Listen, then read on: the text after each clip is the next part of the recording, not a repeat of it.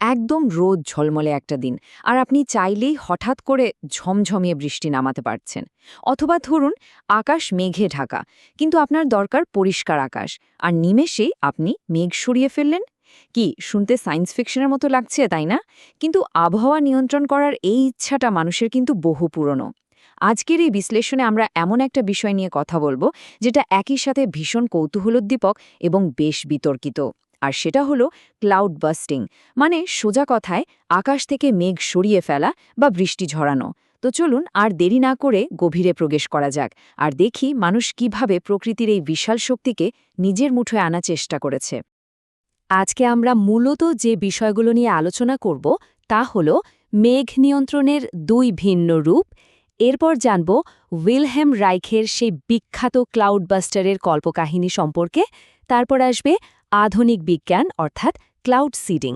সবশেষে আমরা দেখব এই ক্লাউড সিডিং আসলে কেন করা হয় এবং এর সীমাবদ্ধতা বা পরিবেশগত ঝুঁকিগুলোই বা কী। তো শুরুতেই চলুন দেখে নিই মেঘ নিয়ন্ত্রণের এই দুটো রূপ আসলে কি। মেঘ সরানো বা জোর করে বৃষ্টি ঝরানোর এই যে চেষ্টা, এর পিছনে কিন্তু পরিষ্কার দুটো আলাদা ধারা বা স্কুল অফ থট আছে। একদিকে রয়েছে আধ্যাত্মিক বা ছদ্মবিজ্ঞান, যাকে আমরা সিউডোসায়েন্স বলি। এখানে বাস্তব প্রমাণের চেয়ে মানুষের কল্পনা আর অলৌকিক শক্তির ওপর বেশি জোর দেওয়া হয়েছিল। আর ঠিক তার উল্টো দিকে রয়েছে আধুনিক স্বীকৃত বিজ্ঞান। এটি পুরোপুরি কাজ করে রসায়ন এবং আবহাওয়াবিদ্যার বাস্তব আর পরীক্ষিত প্রয়োগের মাধ্যমে।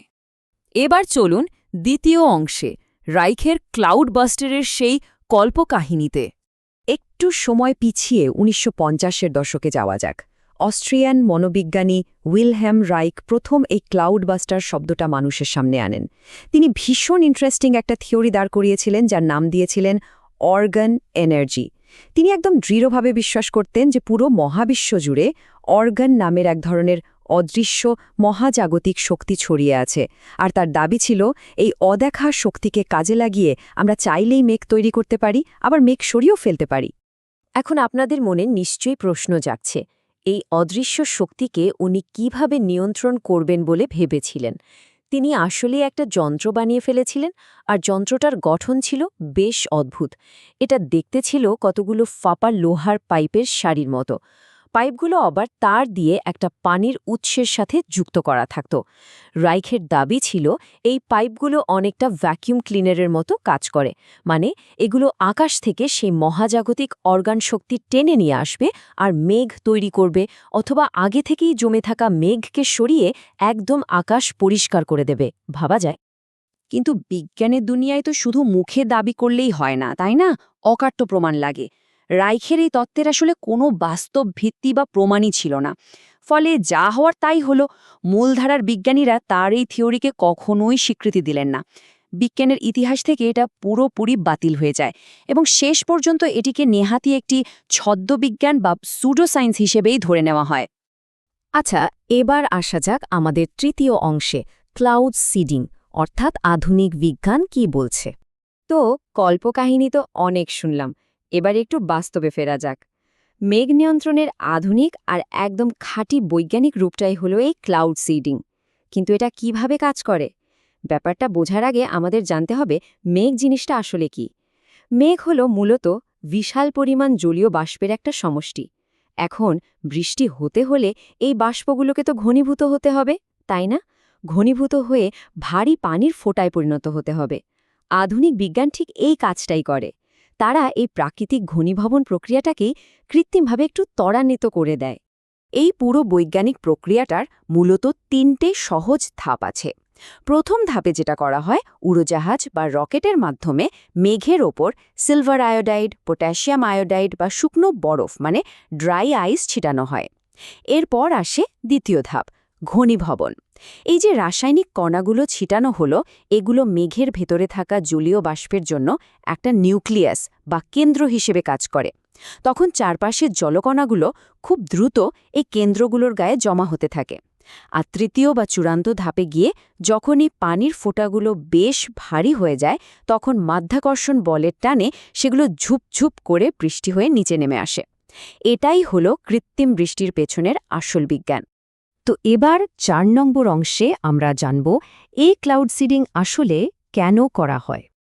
এতক্ষণে নিশ্চয়ই ভাবছেন, এত কাঠখড় পুড়িয়ে এত টাকা খরচ করে কেন এভাবে আবহাওয়া নিয়ন্ত্রণ করার দরকার পড়ে? আসলে এর বেশ কিছু দারুণ আর জরুরি প্রয়োগ আছে। প্রথমত, যেসব এলাকায় খরা দেখা দেয় সেখানে কৃষিকাজ বাঁচাতে এটা রীতিমতো ম্যাজিকের মতো কাজ করে। দ্বিতীয়ত, বড় বড় বিমানবন্দরগুলোতে অনেক সময় ঘন কুয়াশার কারণে ফ্লাইট বন্ধ থাকে, সেই কুয়াশা কাটাতেও এই প্রযুক্তি ব্যবহার করা হয়। তৃতীয়ত, বড় শিলা তৈরি হওয়ার আগেই মেঘ থেকে বৃষ্টির ঝরিয়ে দিলে ফসলের ভয়াবহ ক্ষতি এড়ানো যায়।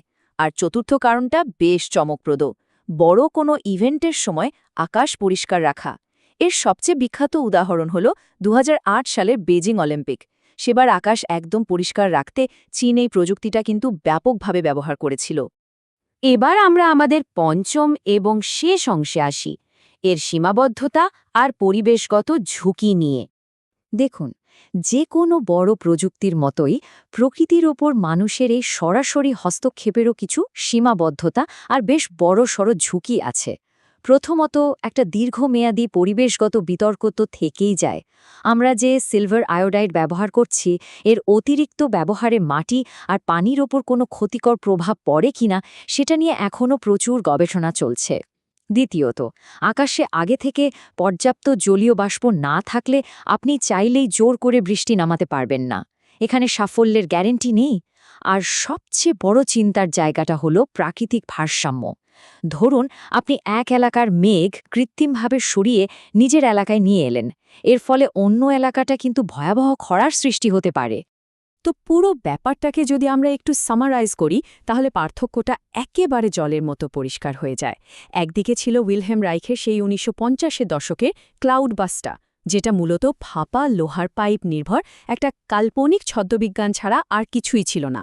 আর ঠিক অন্যদিকে রয়েছে আজকের দিনের আধুনিক ক্লাউড সিডিং, যা একটা প্রমাণিত পরীক্ষিত বৈজ্ঞানিক পদ্ধতি। এটা এতটাই বাস্তবার কার্যকরী যে আজকাল সংযুক্ত আরব আমিরাত, চীন এবং যুক্তরাষ্ট্রের মতো দেশগুলো তাদের দরকারে নিয়মিত এই প্রযুক্তি ব্যবহার করছে। সবশেষে আপনাদের কাছে একটা খুব গুরুত্বপূর্ণ প্রশ্ন রেখে যেতে চাই। বিজ্ঞান আমাদের আকাশ থেকে বৃষ্টি ঝরানোর ক্ষমতা হয়তো দিয়েছে, কিন্তু এক এলাকার মেঘ চুরি করে অন্য এলাকায় সরিয়ে দেওয়া, এটা কি বৃহত্তর অর্থে আমাদের প্রকৃতির ভারসাম্যকে মারাত্মকভাবে নষ্ট করছে না? আবহাওয়া নিয়ন্ত্রণের এই বিপুল ক্ষমতা মানবজাতির জন্য শেষ পর্যন্ত কোনো আশীর্বাদ হয়ে দাঁড়াবে, নাকি ভবিষ্যতের কোনো বড় প্রাকৃতিক বিপর্যয়ের শুরু? উত্তরটা হয়তো সময় হলেই আমরা জানতে পারব। আজকের এই বিশ্লেষণ আমরা এখানেই শেষ করছি। আশা করি মেঘ নিয়ন্ত্রণের এই বিজ্ঞান এবং এর পেছনের বিতর্ক দুটোই আপনাদের কাছে এখন পরিষ্কার।